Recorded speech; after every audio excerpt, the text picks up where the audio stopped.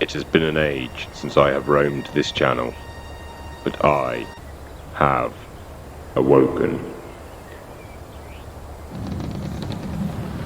Hello people, welcome back to Ark, and today we'll...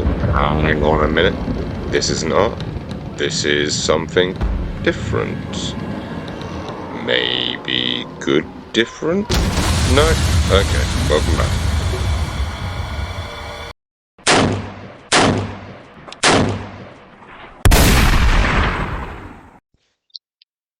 First off, welcome back everybody, and let's have a quick catch up.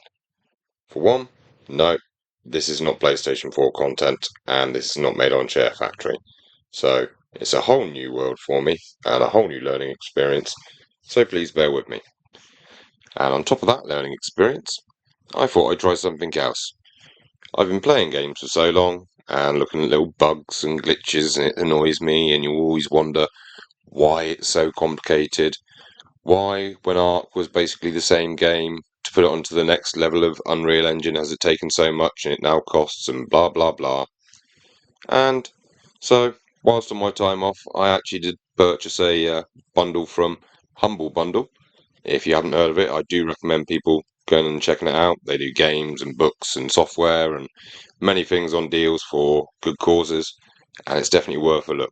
Anyway, the bundle I got included a course in Blender, which was the main thing I was interested in, and a course in Unreal, which I had been considering due to modding games like Ark before Ark Survival Ascended had come out. We won't go into that because we won't be playing it until it's on a good sale. But also things like Conan and Atlas. And I treated myself to a new computer as well. Now, this was a good few years ago. I started on the Blender courses. I kind of paused because life. I've got married since, had children. No, I already had the children, I believe, when we last did the video. But we've been moving around. I actually spent some time sleeping in a shed for an experience whilst we were between places. And we now have our own house. It's slowly getting there. It's a process of building it all up. But I'm ready to start getting back into things. One of the things I wanted to do was actually start using the Unreal courses that I got. And by sheer chance, I was having a look through my YouTube feeds, and the group that I got my Blender courses with, a company called gamejam, have a YouTube channel. Again, check that out. And they have just done a game jam. And this game jam involved submitting a game under the theme of Last Stand. It was a very loose theme, and I was barely squeezing into it. But the point was, if you could produce a game and submit a game within the 10 days, then any games that are submitted, however awful, actually receive a free course. And so this gave me the motivation that I needed to actually pull my socks up and give Unreal a go. So, let's jump into the tale of how that's worked out, shall we? Okay, so we're going to start with the basics here. First off, I have mentioned some companies. This video, obviously, by the low amount of subscribers and probably low amount of views it will have, not that I mind. This video isn't sponsored by anyone. The people that I am saying about here, be it YouTube channels or companies and such, it is just a personal opinion. I'm not guaranteeing the quality of any of it. I'm not recommending any of it past my own personal experience. So please bear that in mind. But Humble Bundle, I will say, is something that I do recommend for people. They have sales on games, software, books, a lot of stuff, and they have lots of bundles on it. You get a lot of stuff for a lot less money. For instance, I got my Blender courses. There was a few of those through from rigging and animation, low poly stuff, adding Blender animations into real world videos, etc., etc., to the Unreal courses. And that's what we're going to be focusing on today. And the Unreal courses weren't with Game Dev, they were actually with a separate company on a site called Zenva Academy. Now, the options I had on there is you go in, it gives you a basic intro into the Unreal Engine and a talk about how to use all the different bits. It then goes on to some mini projects. The mini projects that I had were a balloon popper and to stack some blocks and see if they'd fall down and such using gravity and such like. And I did these on my tower computer, which was a beauty. She's a big chunky monster. She is called the Beast. Anyway, so I started on there, and I haven't got any screen cut videos of that. I have got one that I took on my phone to send to my son, and it's meant to be real time dropping, bouncing of balls sort of thing, and dropping of the blocks. And as you can see from these clips, that wasn't the case. Even with the 12 gigs and the 1 terabyte SSD that everything was running off of, it was struggling. Mostly probably because of the graphics card, but at this point, I'd only paid 25 quid on this computer, so I'm laughing. Now, sadly, the next day, I went to carry on and turn it on, and it would not turn on. And after speaking to my tech-savvy guru, yes, the power supply, being that it was probably well over a decade old, had in fact died. And so that was the end of the Beast computer for now. So I then cracked out my other computer, my Franken PC, which had been butchered together by myself and my gorgeous partner, who knows more about construction of computers than I do, and still isn't averse to holding a few things together with cable ties, bless her. Now, this one was slow. I mean, so slow. I actually thought the mouse was broken when it was first loading up Unreal Engine because it would not move where it was loading so slowly. So that was a no-no. We left that to one side. I got the kids' computer out that I got them a while ago before we'd moved in, and we had a chance to reset up.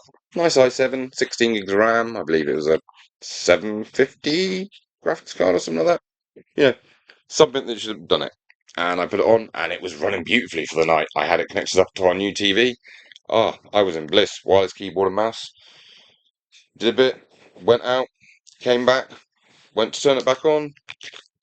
Powers up. Nothing to the display. No idea, and I'm not one who's tech savvy enough to want to mess about with these things. So we've now gone through two PCs that have gone pop on me, one PC that's just said no mate on me, and so yeah, I decided that perhaps I just did what I should have done in the first place, which is use my laptop. This one being a 11th gen i5 with a 350 graphics card in it, and only the 500 gig SSD, but I didn't really need to keep everything else in there. I've kept a few games. I haven't done much with Blender, so that hasn't used up much. And off we went and installed the newest Unreal Engine. This was a mistake. Always have a look if you're going to use Unreal Engine and use some assets, what engines they're compatible with. They're normally compatible with quite a lot of engines, but the newest engine, a lot of assets won't be. I don't know if they renew those assets to newer engines or not, and it's not something I have a chance to look at, but it's something to know. So off I went. And the courses I had after these mini projects were an option of making a plain game, making an RTS game, making a walking sim, making a platformer, making an arcade game, making a first person shooter, and making an RPG, and I believe I haven't done it, making a puzzle game. I'll show all those on the screen now. And the point that I was trying to figure out was, first off, did I have to make the playing game first? After watching through the projects and such, I realised that thankfully, once you've got through mini projects and that little basic understanding, you could choose any of them. I didn't want to go for the FPS because that was going to be something that I knew would be a kryptonite to me and I would get far too involved in it. I'd already come up with an idea for a game, which hopefully we'll get to once I've done that course. But yes, had to avoid that. Platformer, it felt like everyone was doing platformers and everyone was going to probably be doing it better by the normal standards. And I couldn't really think of what I wanted to do with a platformer. RPG, it just sounded like that was going to be a bit big. The plane one, I didn't see the fact of that going to be enough in the game to have a aim to it, so I didn't do it. Plus, I couldn't think of how to attach a plane game to the Last Stand theme, and I wasn't sure what I'd use instead of the plane.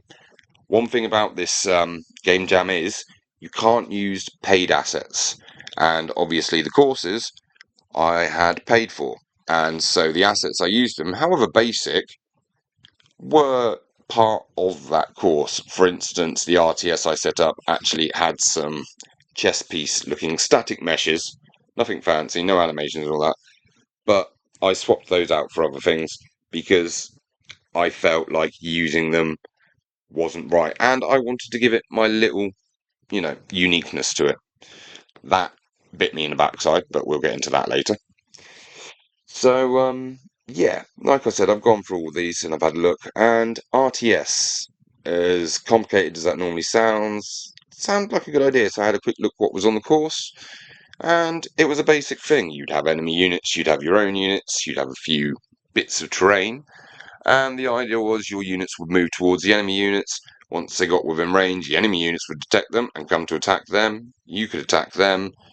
Each of them would have a certain amount of health points. Once they were down, then they would be destroyed. And you could have multiple units that you could attack the enemy with, and point and click systems to decide where they were going and to select them in the first place. So it seemed like an interesting idea, and I felt like I could put a spin on it. I went through, and after the mix-up of using the wrong engine, I eventually got to it on the last day. The game jam finished on 10 o'clock on Monday night, and I believe about midnight on Sunday night, I started redoing my course again in the 5.1.1 engine, and it went a lot smoother. It didn't go perfectly, I will say, but we'll get to that later. And so I went through the whole thing. Whilst I'd been doing this, I'd had a look at some assets. And as I said, there are so many assets on Unreal. It is unreal. Unreal. Sorry, anyway, I'm waffling now. But I'd found some assets, and I'll try and put a picture of it. There was one from, I'm guessing it's a game called Paragon or something. And some of you might know this one. It was called Iggy and Scorch. Basically, it reminded me of tabletop gaming and goblins with squig riders.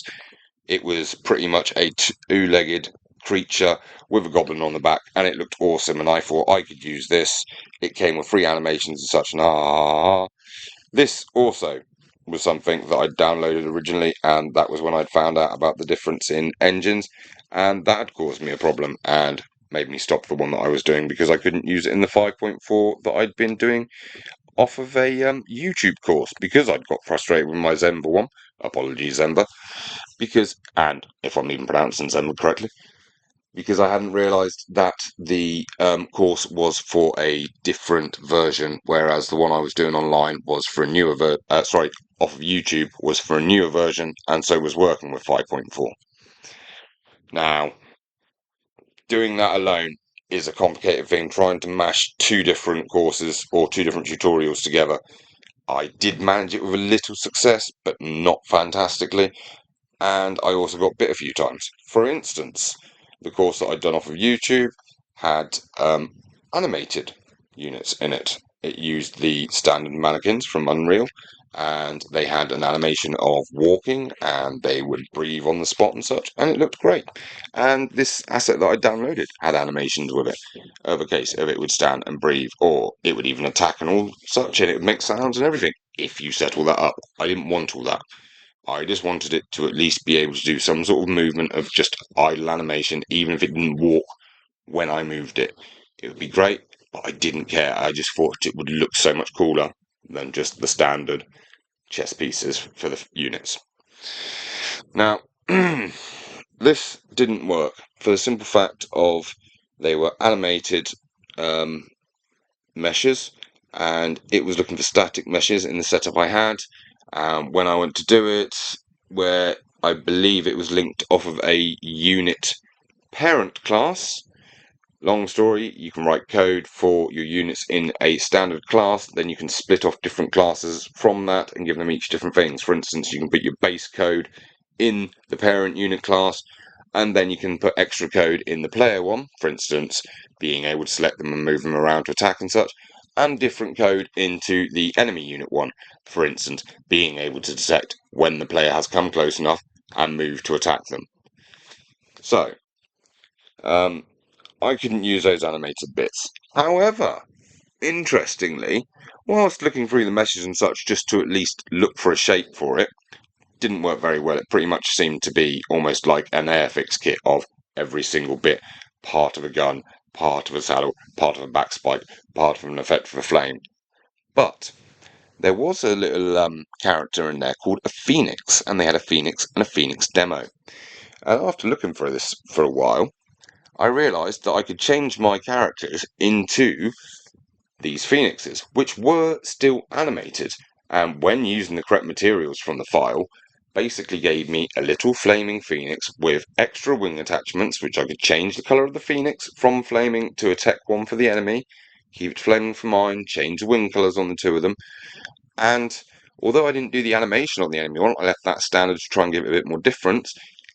It was something that looked really cool to me, and I was really impressed to all of a sudden have these figures on my or units. Sorry, I do play war games at times, so I am used to using the words figures.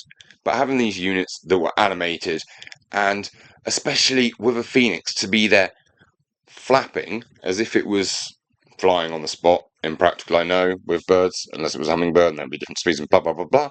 Either way, it was moving, and then, of course, when it did move, it looked like it was meant to be flying whilst it was moving, so it worked perfectly. Yeah. Now, the problem I had with that is I did that, I got all the way through, everything was fantastic. I had a slight issue at the end with some UIs, which we'll go over.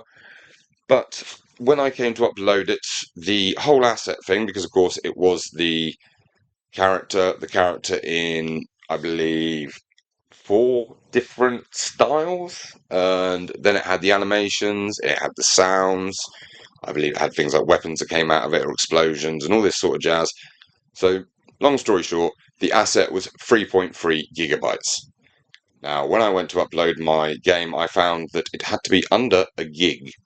Now, I was worrying about this quite a lot because Unreal had been really, really thirsty on it. It had told me off for not having enough GPU more than once, rather embarrassingly telling me to the megabyte how much I was underperforming on my GPU, which, bless its socks, did hit 100% loading at times from my Nitro sense on my Asus Nitro 5. Is it an Asus? I'm not really one of these people. Sorry, my Acer Nitro 5 laptop.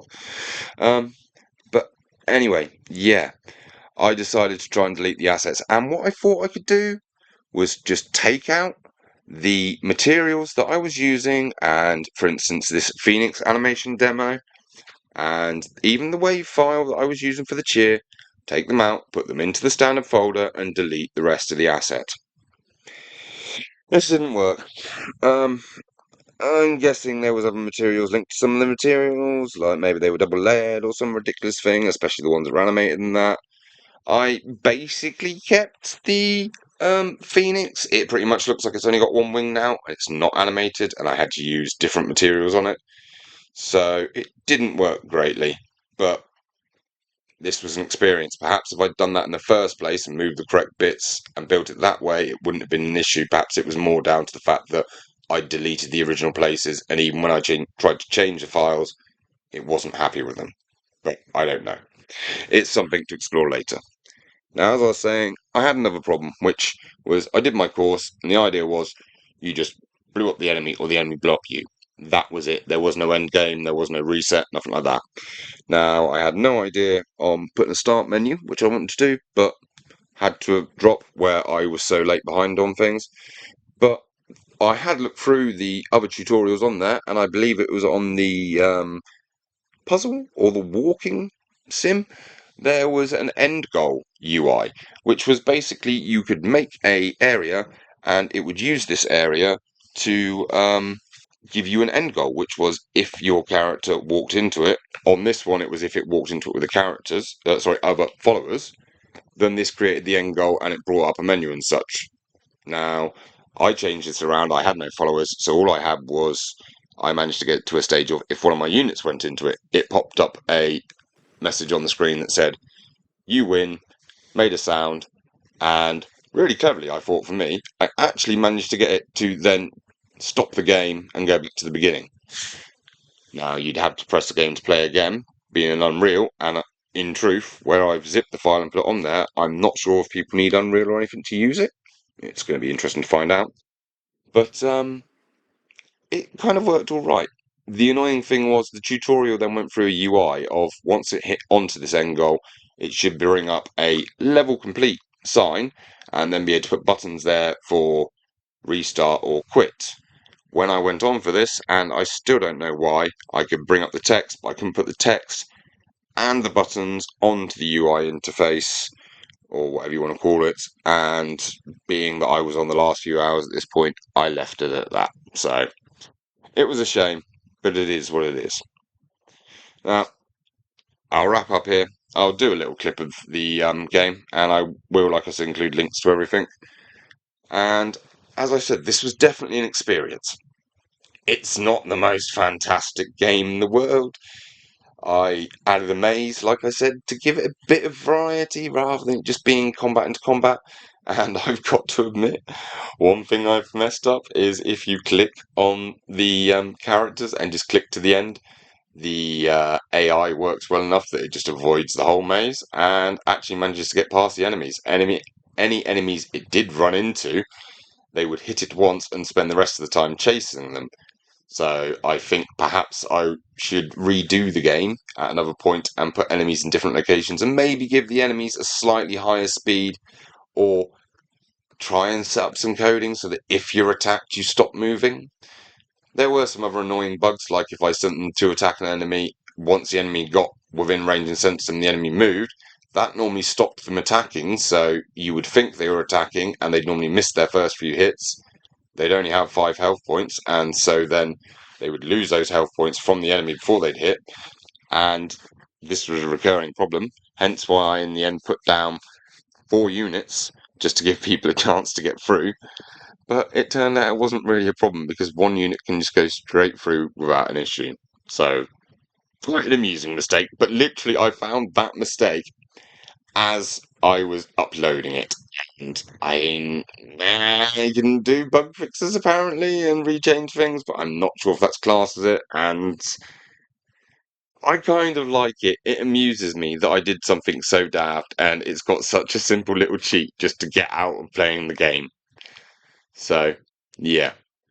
But anyway, I'll wrap up now. What I will say was I enjoy it. I did get the game done. I did get it done in a lot less time than I thought I'd be able to, due to necessity. And I'm going to carry on. I'm going to go back through. I'm going to do each one of those courses, perhaps doing a video on each to explain what the game was, and then try and show more of my own version of the game. I will try and get some clips. I did try and get some recordings of the game playing whilst I had it up on Unreal. However, my GPU, she said no. I might try it again through OBS or something, but using the GeoForce overlay, I would start to record a video, it would run for like a second or two and stop. And in truth, I haven't even seen those videos anywhere, so I think it just went, nah, mate, I'm too busy. Anyway, thanks for listening to me yammering on. I hope you made it to the end, and I hope to see you next time when I do intend to actually get back to this lot, but try and focus on the games, maybe even bring back a few old retro classics and remake them. So thank you again all. I'll see you soon. Stay safe. Bye bye.